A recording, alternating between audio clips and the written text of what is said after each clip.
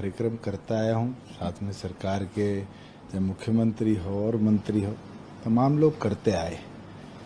आज के दिन अराजकता फैलाना अगर उद्देश्य है तो अलग बात है। अगर कृषि कानूनों के लिए किसानी बचाना उद्देश्य है तो इन लोगों को चर्चा करनी चाहिए। मैं तो निरंतर कह रहा हूँ, वो 40 लोग गायब क्यों हैं? जिन लोगों ने शुरुआत में ये बात करी थी कि एमएसपी खत्म हो जाएगी, मंडियां बंद हो जाएंगी, जमीनों पे कब्जे हो जाएंगे, 3 उद्देश्यों के साथ ये पूरी मूवमेंट शुरू हुई थी। आज अगर हम देखें तो ये तीनों चीजें एग्जिस्ट करती हैं। प्रिक्योरमेंट लार्ज लेवल पर हुई। हरियाणा प्रदेश ने खरीफ में 15,500 करोड़ की प्रिक्योरमेंट कर किसान के खाते में पैसे भेजे। 4 दिन पहले हमने सिरसा के अंदर 56 एकड़ जमीन खरीदी, जिसमें अब एडिशनल मंडी हम बनाने का काम करेंगे। तो मंडियां तो बढ़ रही है, खत्म नहीं हो रही। और कोई एक भी ऐसा केस नहीं है जहां कॉन्ट्रेक्चुअली किसी के साथ अगर किसी ने टर्म्स करे हैं तो उसकी जमीन पे कब्जा हुआ हो, ना हमारे संज्ञान में ये मामला आया। मैं तो फिर भी इन लीडर्स से कहना चाहूंगा कि आप बड़प्पन दिखाइए, आप चर्चा केंद्र से करिए। प्रधानमंत्री ने भी डेफर करने की बात करी थी, अमेंडमेंट्स लाने की बात करी थी। अगर असली उद्देश्य किसानी बचाना है तो आप लोगों को चर्चा दोबारा शुरू करनी पड़ेगी और दोनों के बीच में एक पॉजिटिव विश्वास पैदा करना पड़ेगा। करनाल में जो हुआ, तो इससे पहले भी कई जगह वायलेंस हुआ, झड़प हुई पुलिस के बीच में, किसानों के बीच में। बाद में फिर रस्साकशी चलती है, किसानों को छोड़ दिया जाता है बाद में। तो आप क्या समझते हैं कि जिस तरीके का करनाल में हुआ इंसिडेंट? देखिए, जिस तरह की वीडियो आई कि कस्सी के साथ पुलिस वाले पे 2 बार हमला हुआ, अगर आप किसी की लाइफ के ऊपर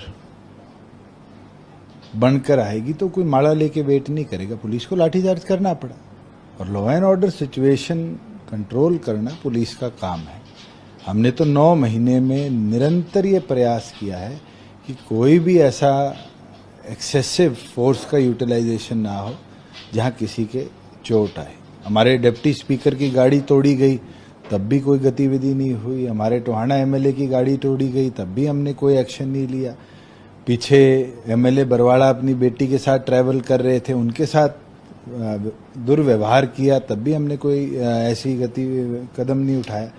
मगर आंदोलन की आड़ में और अगर अराजकता फैलाई जा रही है तो इसको सहन नहीं किया जाएगा और जरूरत पड़ेगी तो फिर व्यवस्था खराब करने वालों के खिलाफ सख्त कार्रवाई हम करेंगे। तो जो वीडियो की बहुत चर्चा हुई, वीडियो वायरल हुआ एसडीएम साहब का, मैंने उस पर परसों भी कहा था, आज भी कहता हूं, शब्दावली गलत थी। उसके ओथ के अंदर साफ तौर पर लिखा हुआ है कि हाई एथिकल स्टैंडर्ड एक ऑफिसर मेंटेन करेगा। हमने रिप्लाई शॉर्ट किया है, रिप्लाई आने के बाद जो एक्शन सरकार लेगी वो लेगी।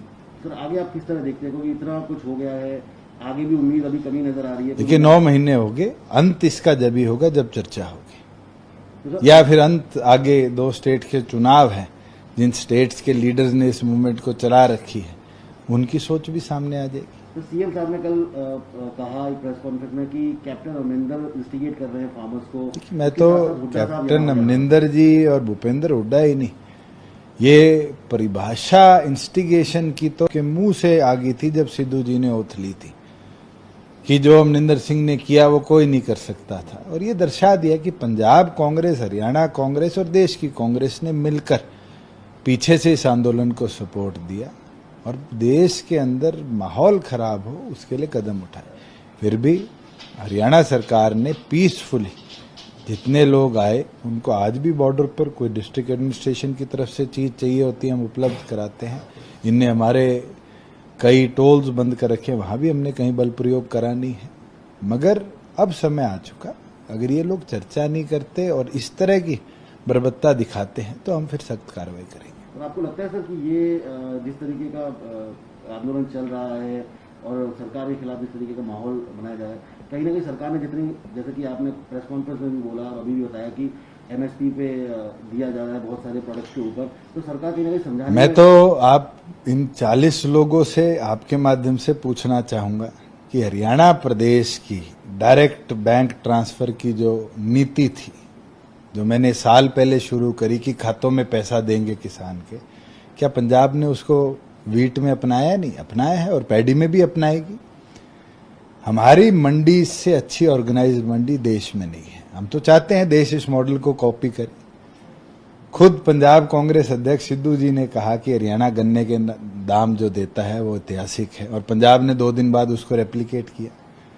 हमारी एग्रीगेरियन इकोनॉमी, कृषि इकोनॉमी जो है वो बहुत सॉलिड है, और हम इसको और मजबूत बनाएंगे। आगे जो प्रोक्योरमेंट सीजन पैडी का आएगा, आप देखना, पैडी हो, बाजरा हो, मूंग हो, मूंगफली हो, कोई और फसल हो, हम तमाम फसलों की तारीख भी निर्धारित कर चुके हैं, मंडियां भी निर्धारित कर चुके हैं, और प्रोक्योरमेंट प्रोसेस को भी और बेहतरीन तरीके से। सरकार इतना कुछ कर रही है तो लेकिन कहीं ना कहीं किसान समझ नहीं पा रहे या सरकार नहीं समझा पा रही। मैं तो आपसे चाहूंगा कि आप फील्ड में जाइए, आंदोलनकारियों को छोड़कर तो आम किसान से, उससे पूछिए कि क्या उसको मंडी में रात को सोना पड़ा, क्या उसकी फसल 1 दिन में बिकी नहीं, क्या उसके 2 दिन में 3 दिन में पैसे खाते में नहीं आए, और अगर लेट आए तो उस पर हमने 9% इंटरेस्ट भी दिया है।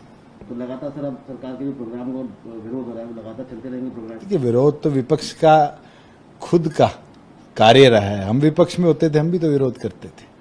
ये तो विपक्ष और सत्ता के बीच में हमेशा लड़ाई चलती रहती है, मगर हमारा काम प्रदेश को प्रगति के पथ पर ले जाना है, और उसके लिए प्रदेश सरकार ने जितने भी कदम उठाए हैं, चाहे वो रेवेन्यू कलेक्शन के हों, चाहे हमारे प्रॉपर्टी डिस्प्यूट रिड्रेसल के हो, चाहे स्वामित्व के माध्यम से डिजिटलाइजेशन ऑफ लैंड रिकॉर्ड के साथ साथ 3D मैपिंग हो, ये तमाम ऐसे कदम हैं जिसको हरियाणा के बाद प्रधानमंत्री ने पूरे देश में इम्प्लीमेंट कराया है।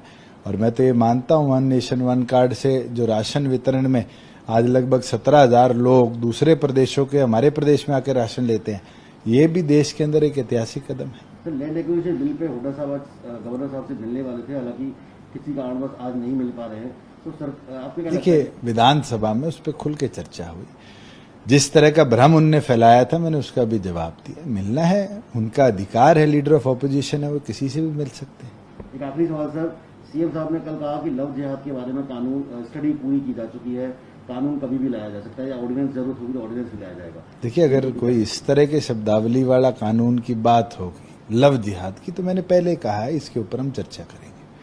मगर यस, फोर्सफुल रिलीजन ट्रांसफॉर्मेशन के ऊपर चर्चा होगी, चाहे वो मुस्लिम को हिंदू बनाने की हो, हिंदू को क्रिश्चियन बनाने की हो, क्रिश्चियन को सिख बनाने की हो, या किसी तरह से भी कोई जैन आज सिंधी बन रहा है। अगर कोई ट्रांसफॉर्मेशन होती है फोर्सफुली, तो उसके लिए कानून की जरूरत है, और जब सबकी सहमति